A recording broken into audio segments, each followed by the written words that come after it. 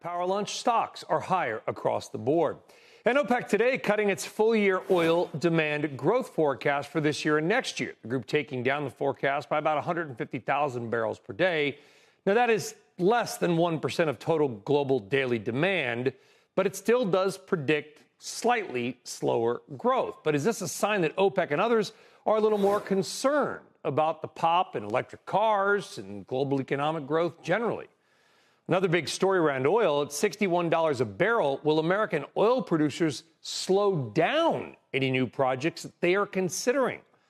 Let's talk about all of that. Kevin Book of Clearview Energy Partners joining us now, does great work on exactly this type of thing. I think that is the worry, Kevin. We're all enjoying the lower gasoline prices right now, but will 61, 58, whatever the number ends up being, a barrel, will that hurt future growth in the U.S. oil field? Because the president has said, it's drill, baby, drill.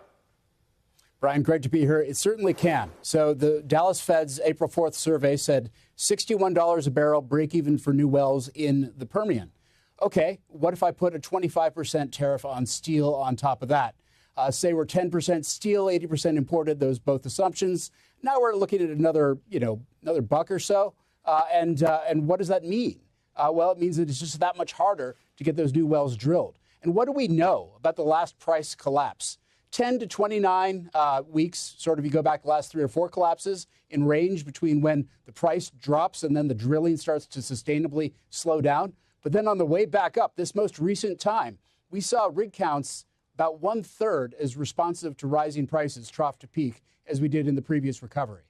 Still make most companies, I can't speak for all, most companies, their break-even points around high 30s, maybe 40s. But to your point, that lost profit margin that comes in the form of lower gas prices, which, again, we all like, it's kind of this weird dichotomy, that's going to hurt some people, I would imagine. I wonder if U.S. oil production has maxed out in the near term.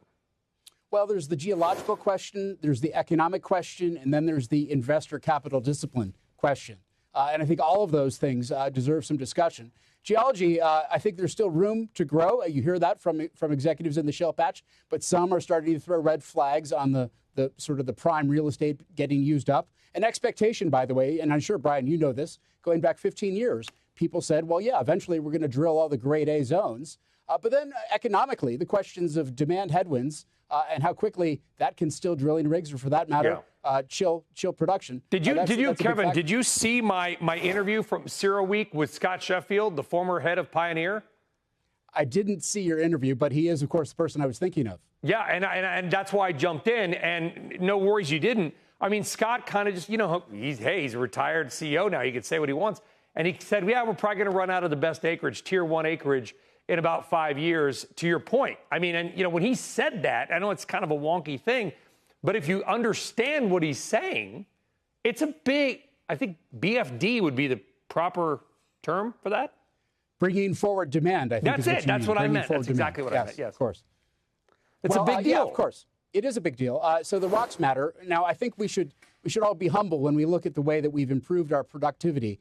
The drilling productivity report that the EIA has been putting out since I guess former Administrator Adam Sminsky instituted it a while back, has shown just how much we've been able to get out of those rocks with more horsepower, more efficiency, much more labor efficiency for what it's worth as well. So getting better costs, better returns, and more oil. We don't want to necessarily assume that the past is prelude.